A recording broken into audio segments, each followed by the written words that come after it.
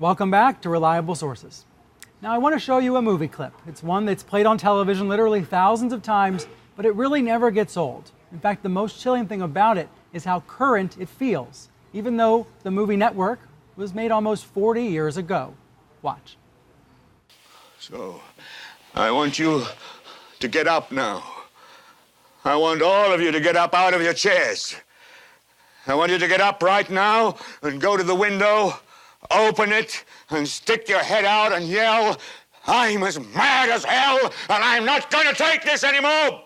That's the actor Peter Finch, and his iconic tirade as outraged news anchor Howard Beale in the 1976 film, written by the great Paddy Chayefsky, still resonates today. I think that's what the most remarkable thing about this movie is, how much that character reminds you of people on television now. I mean, how much does it remind you of Bill O'Reilly?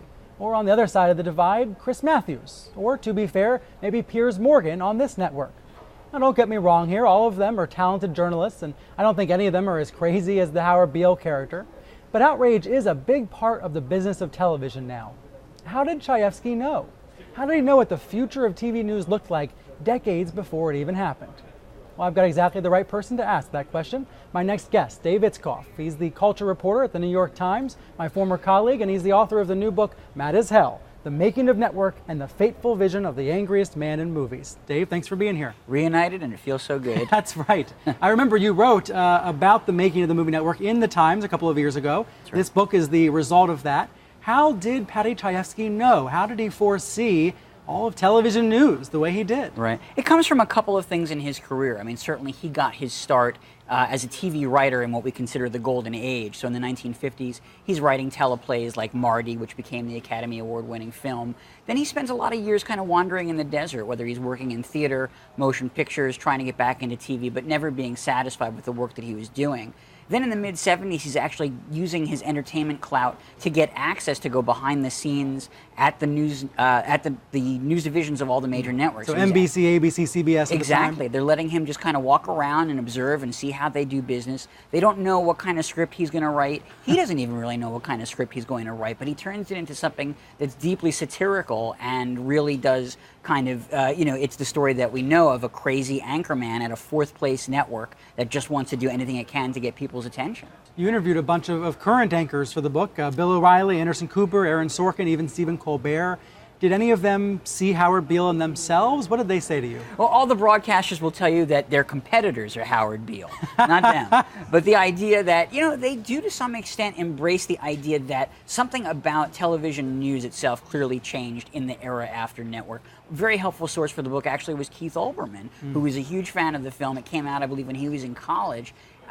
Something happened in the 1980s, again, even really before cable came to dominate. But something that the film did anticipate was that news could not be a kind of lost leader for the networks anymore. It was not sacrosanct. It had to make a profit, just like everything else on the network. Exactly, and that's when news became part of entertainment. And that's exactly what happens in the film. You have the William Holden character, who's the old school newsman. Faye Dunaway is the sort of new school entertainment executive, and she wins in the end.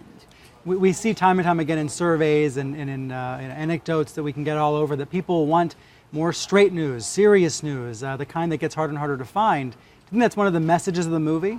I think the film is in some ways, it's very vividly a commentary on media, but it's also a larger story about alienation, and the media as a vehicle for that. There is also the love story between Holden and Faye Dunaway and how they're, driven apart and corrupted. It is, Paddy Chayefsky, who is sort of the central character of this book, he was just a very deeply feeling man. He was very attuned to a lot of things that were going wrong in the country, a little bit of a paranoid person as well. I think he tried to basically... Which caused some drama during the making of the film. Exactly. He was literally on set every single day, unheard of for a screenwriter, and in some ways even had more authority than the director Sidney Lumet to really say, this is how I want each scene shot, and if you said even one word of a line of dialogue wrong, he was there to make sure that you said it the way he wrote it. Dave, thanks so much for being here. It was great to see you again.